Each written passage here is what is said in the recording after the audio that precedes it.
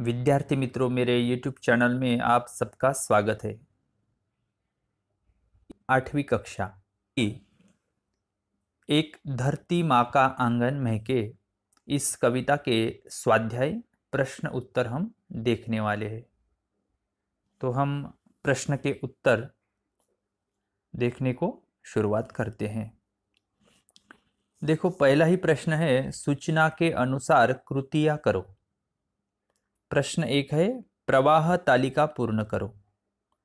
कवि की अपेक्षाएं, कवि की क्या अपेक्षाएं है, इस 4 मुद्दों को लेकर हमको जानकारी देनी है। कवि की अपेक्षा है, उत्तर देखो, धरती का आंगन महकता रहे, ये पहली अपेक्षा है कवि की। खेत में सब धान खिलते रहे, ये अपेक्षा है। अभिलाषाएं सदैव मुस्कुराए और पैरों की गति बंधी हुई हो, यह 4 अपेक्षाएं कवि यहाँ पे करते हैं। कृति पूर्ण करो। धरती का आंगन इससे महके, कर्मज्ञान और विज्ञान से, और धरती का श्रृंगार इनसे होगा। धरती का श्रृंगार फूल और फलों से और हरी भरी धरती से।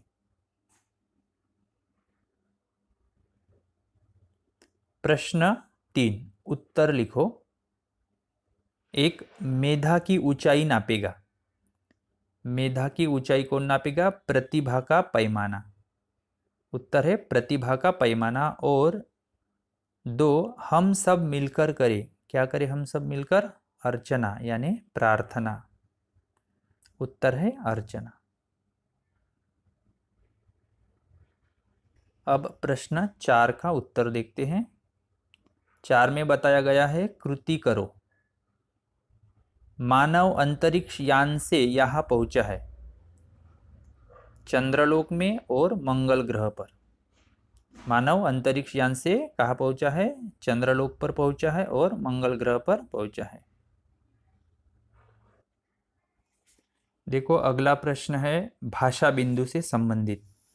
भाषा बिंदु अ प्रश्न है, निम्नलिखित शब्दों के समानार्थी शब्द लिखो तथा उनका वाक्यों में प्रयोग करो।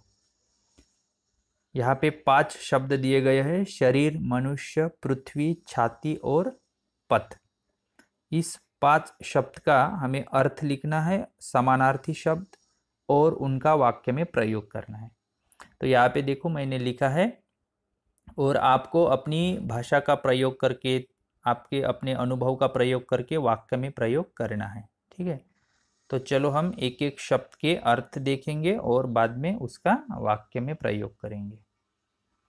ठीक है, पहला जो शब्द है वह है शरीर। शरीर का अर्थ होता है काया और तन। यहाँ पे 2 अर्थ लिखे हैं मैंने। शरीर का मतलब है काया भी होता है और तन। यहाँ पे देखो, वा और प्र ऐसा करके लिखा है शॉर्टकट में। तो वा का अर्थ है वाक्य और प्र का अर्थ है प्रयोग, वाक्य प्रयोग। क्या वाक्य प्रयोग हुआ शरीर का? देखो, शरीर स्वच्छ रखना हमारा कर्तव्य है। तो वाक्य में जब भी हम प्रयोग करते हैं तो यह शरीर जो शब्द है, उस शरीर शब्द का उल्लेख उस वाक्य में होना चाहिए। देखो, अभी इस वाक्य में शरीर इस शब्द का हमने उल्लेख किया है। शरीर स्वच्छ रखना हमारा कर्तव्य है। दूसरा शब्द है मनुष्य। मनुष्य का अर्थ होता है मानव, आदमी और इंसान। यहाँ पे 3 अर्थ लिखे हैं, आपको कोई भी एक लिखना है। ठीक है, वाक्य में प्रयोग, मनुष्य को सदाचारी होना चाहिए। तीसरा शब्द है धरती। तीसरा शब्द पृथ्वी।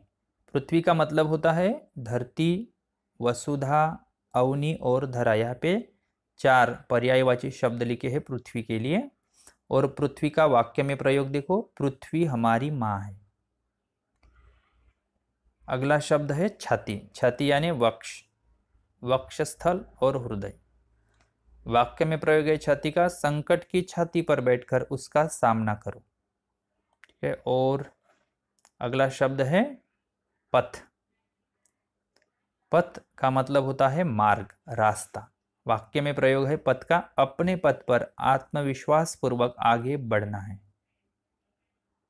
प्रश्न है, पाठों में आए सभी प्रकार के सर्वनाम ढूंढकर उनका अपने वाक्यों में प्रयोग करो।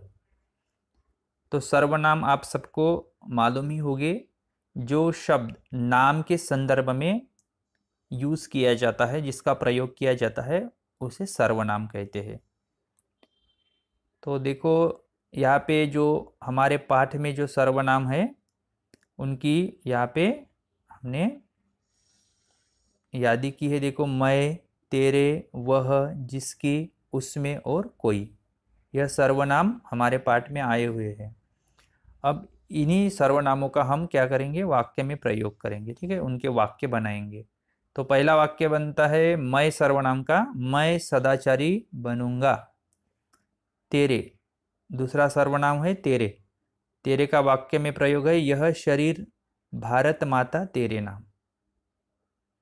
और बाद में जो सर्वनाम है वह है वह, वह का वाक्य में प्रयोग देखो, वह अच्छा आदमी है। अगला सर्वनाम है जिसकी, जिसकी जैसी करनी होती है उसको वैसा ही फल मिलता है। अगला सर्वनाम है उसने, उसने राम को अपना सब कुछ माना। यह हुआ उसने का वाक्य में प्रयोग। अब अगला सर्वनाम है कोई, कोई का वाक्य में प्रयोग देखो, उसकी बात कोई सुन नहीं रहा। यहाँ पे कोई का प्रयोग हमने किया है। अब देखो बाद में जो कृति है वह कृति है उपयोजित लेखन। उपयोजित लेखन में क्या पूछा है, छाते की आत्मकथा। यानी हम जो रेनी सीजन में छत्ता उपयोग में लाते हैं, उस छाते को, अम्ब्रेला की आत्मकथा को आपको लिखना है। इसके लिए मैं सेपरेट वीडियो बनाऊंगा। आप मेरे चैनल में जाके इस वीडियो को सर्च करो और आपको छाते की आत्मकथा इस निबंध में, इस वीडियो में इस निबंध को आपको देखना है मेरे वीडियो में। तो इसके लिए आपको चैनल भी सब्सक्राइब करना है। ठीक है, तो अगला प्रश्न है, तो देखो क्या समझा है मैंने, हमें सदैव प्रकृति व पर्यावरण में संतुलन स्थापित करना चाहिए।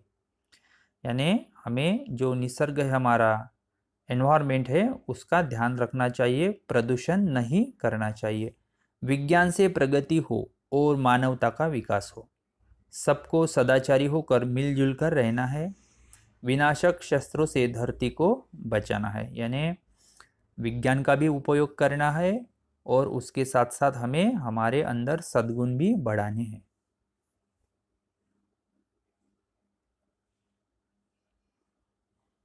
मेरे विद्यार्थी मित्रों, इस प्रकार हमने दूसरी इकाई का जो पहला पाठ है, धरती का आंगन महके, इस पाठ के प्रश्न उत्तर देखे हैं। मुझे आशा है आपको यह वीडियो ज़रूर पसंद आएगा। लाइक करो और कमेंट करके बताओ कि यह वीडियो आपको कैसा लगा।